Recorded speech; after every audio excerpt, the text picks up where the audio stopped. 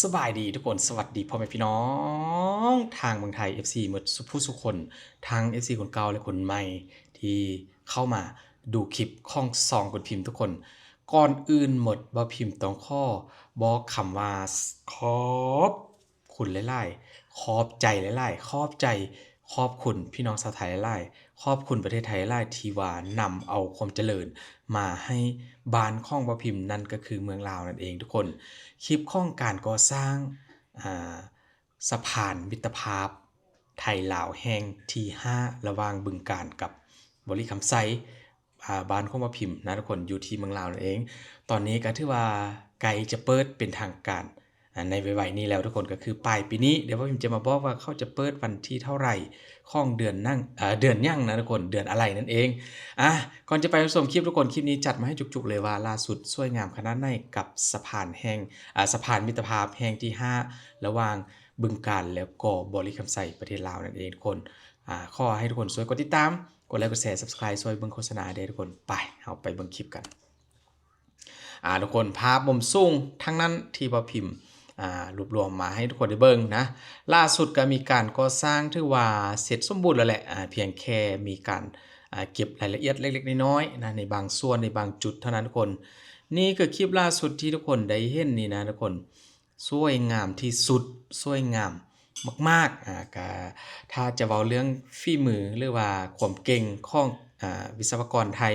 นักออกแบบแล้วก็คนทำทางหรือว่าคนสร้างถนนบ่ว่าจะเป็นสะพานเป็น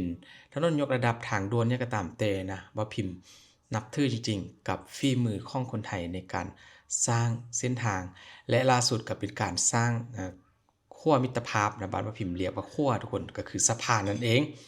สะพานมิตรภาพแห่งที่5ก็มีการสร้างมาถือว่าเสร็จสมบูรณ์กันแล้วแหละนะทุกคนรอเพียงแค่วันเปิดก็คือวันที่25ธันวาก็คือปลายปีนี้นี่เองทุกคนนะถือว่าเปิดแบบเปิดตอนรับปีใหม่เลยนะทุกคนเหมือนกับว่าเปิดตอนรับเข้าดาวเบ้าพิมพ์มั่นใจและก็เชื่อใจเลยว่าเชื่อได้เลยว่าถ้าว่าเปิดวันที่25ธันวานี้หรือว่าปลายปีนี้ทุกคนพี่น้องชาวลาวโดยเฉพาะก็คือคนลาวเลยทุกคนเข้าข้ามไปเข้าดาวอยู่ที่เมืองไทยแน่นอนก็คืออาจจะข้ามสะพานแห่งนี้นะทุกคนสะพานที่ว่ามีสัญลักษณ์แบบชัดเจนกันเลยทุกคนสังเกตเห็นบ่ว่าสะพานแห่งนี้นะทุกคนจะมีสัญลักษณ์ที่แบบสง่างามอยู่กลางของสะพานเลยทุกคนนั่นก็คือเส้าทุกคนเส้านั้นเป็นรูปแขนรูปแขนก็คือสัญลักษณ์ของไทยลาวนะเพราะว่าเมืองไทยเมืองลาวก็มีเสียงแขนไพเราะสนอหูเหมือนกันทั้งสองฝั่งทุกคนเห็นบ่เบิ่งรูปด้านล่างของว่าพิมพ์นี่ก็ได้นะทุกคนเป็นรูปแขนรูปแขนนี่คือสัญลักษณ์แบบชัดเจนกันเลยระหว่างพี่น้องไทยลาวเฮากับขั้วมิตรภาพแห่งที่5ที่เมืองไทยนำความเจริญมาให้พี่น้องชาวลาวเพราะว่าการลงทุนก็มีการลงทุน2ฝ่ายนะที่บ่พิมพ์เคยทำคลิปมาแล้วทุกคนวาง 3-4 เดือนผ่านมาก็คือเมืองไทยลงทุนสูงสุดสูงกว่าเมืองลาวนั่นเองทุกคนนี่ก็เป็นบรรยากาศจุดที่ว่าเป็นด่านทุกคนจะว่าสวยงามหลายกับการออกแบบนะว่าจะเป็นเส้นทางเข้าไป5ด้านแล้วก็เส้นทางออกสู่สะพานถือว่าโคตรงามทุกคน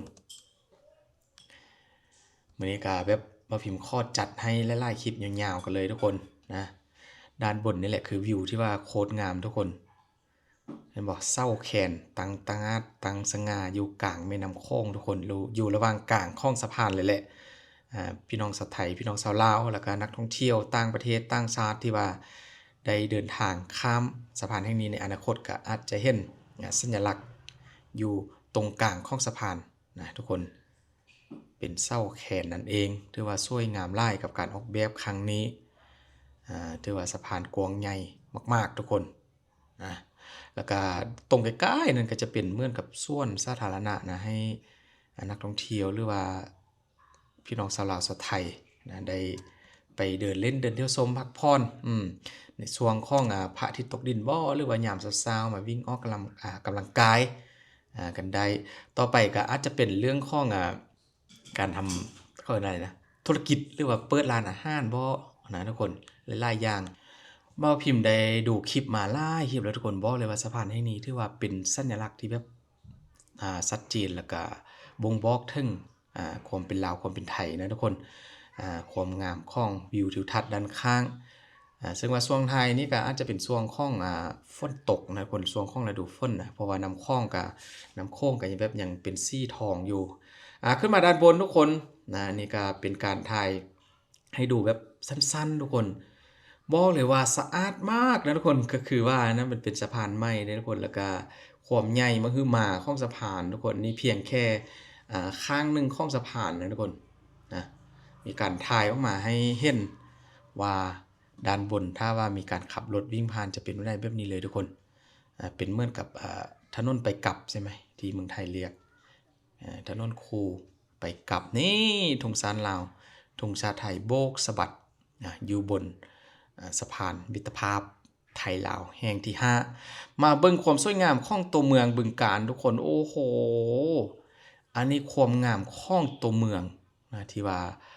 อยู่ติดริมโค้งทุกคนนั่นก็คือจังหวัดบึงกาฬนั่นเองว่าพิมพ์ก็ต้องขอทักทายสบายดีพี่น้องชาวบึงกาฬนะ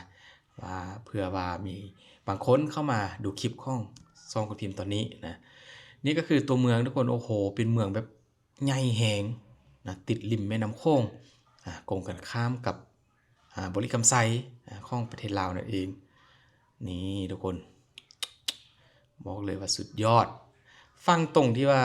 เห็นอยู่ไกลๆนะว่าพิมพ์ว่าน่าจะเป็นฟังลาวนะทุกคนเป็นฟังลาวสวยมากโอ้โห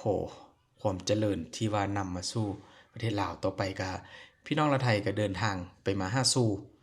ไปเที่ยวบ้านกันก็แบบจะสบายแล้วก็ประหยัดเวลาเพิ่มขึ้นนะประหยัดเวลาลงนะทุกคนนี่ทุกคนตรงด้านล่างก็เป็นเหมือนกับส่วนสาธารณะแล้วก็มีน้องน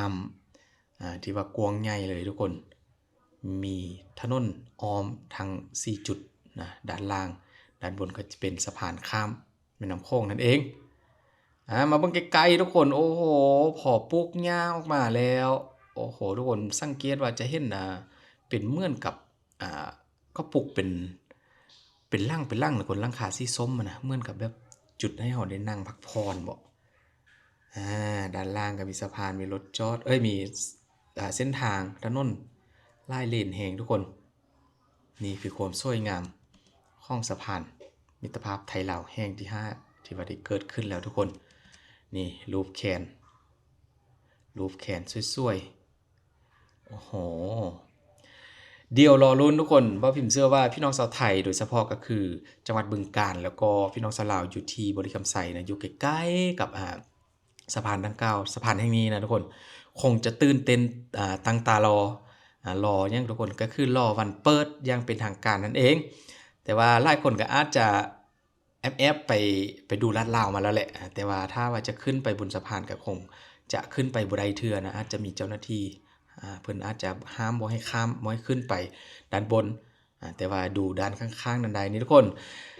วิวที่ว่ามีการขับเรือลอดใต้สะพานทุกคนโอ้โหแบบเป็นโครงคอนกรีตมหึมาเลยสวยมากทุกคนอนาคตทุกคนบ่พิมพ์ก็ได้เห็นมาแล้วได้ฮู้ข่าวมาแล้วว่าอยู่ที่บ้านของบ่พิมพ์ก็คืออยู่หลวงพระบางทุกคนกำลังจะมีสะพานที่ว่าสร้างร่วมกับไทยลาวคือเก่านะทุกคนเป็นสะพานผ่านมิตรภาพจังหวัดน่านข้ามมาหลวงพระบางทุกคนบ้านของบ่พิมพ์เลยนะรอลุ้นว่าจะเกิดขึ้นปีใดทุกคนมาดูวิวด้านล่างทุกคนขับรถผ่านเส้นทางเมื่อกี้เลยที่ว่ามีหลายๆเลนนะทุกคนก็จะเป็นประมาณนี้นะจุดที่ว่าเป็นด้านกับหลังคาสีเหลืองหลังคาสีเหลืองทุกคนใหญ่มากกวางใหญ่ไพศาลนี้ตอนนี้ก็ยังว่างเปล่าอยู่เพราะว่ายังบ่ทันเปิดยังเป็นทางการแล้วก็ยังบ่ทันได้ก็ได้แหละยังบ่ทันได้ให้คนเข้าไปเที่ยวนะทุกคนนี่มาดูอีกจุดนึงทุกคนว่าพิมพ์คิดว่าสนามบินนะทุกคนทีแรกเห็นคลิปจุดนี้แต่ปรากฏว่านี่คือจุดที่ว่าผ่านด่านไปทุกคนอันนี้มันเป็นอย่างที่ว่าว้าวแฮงแล้วก็บอกเลยว่าสวยงามสุดๆนะสะพานแห่งนี้ว่าพิมพ์ว่าน่าจะเป็นสะพานที่ว่าใหญ่ แล้วก็เป็นจุดผ่านด่านตมที่แบบใหญ่ที่สุดบ่เพราะว่าเบิ่งจากโครงสร้างแล้วก็ขนาดแล้วนะนี่ผู้ใดอยากฮู้หลวงยาวหลวงกว้างของสะพานก็ไปเบิ่งคลิปเก่าของพ่อพิมพ์ได้นะคนเพราะว่าเคยทำแล้วนี่ทุกคนหลังคาสีส้มนี่เลยจุดพักให้เราได้นั่งพักพรนั่งชิลนั่งกินอาหารถ้าว่ามีการเปิดขึ้นมายังเป็นทางการนะทุกคนสวยมากปลูกหญ้าปลูกต้นไม้ปลูกดอกไม้เรียบร้อยตื่นเต้นแทนทุกคนเป็นวงเวียนที่แบบโค้งรถได้ทั้งสองทางนะไปกลับทุกคนเข้ามา5ด่านอยู่จุดนี้เลยใหญ่แหงทุกคนใหญ่สุดๆนะนี่ขนาดว่าถ่ายจากมุมสูงไกลๆทุกคนนี่ปิดท้ายด้วยความสวยงามของจังหวัดบึงกาฬอีกเต็มครั้งนึงทุกคนพ่อพิมพ์ซอฟแหงทุกคนติดกับแม่น้ำโขงแล้วก็ธรรมชาติรอบล้อมไปทั่วด้านข้างแล้วก็ถนนสวยๆของบึงกาฬนั่นเองขอบคุณประเทศไทยขอบใจประเทศไทยหลายๆนะที่ว่าช่วยนำเอาความเจริญสร้างความเจริญมาสู่พี่น้องชาวลาวให้ได้ใช้เส้นทาง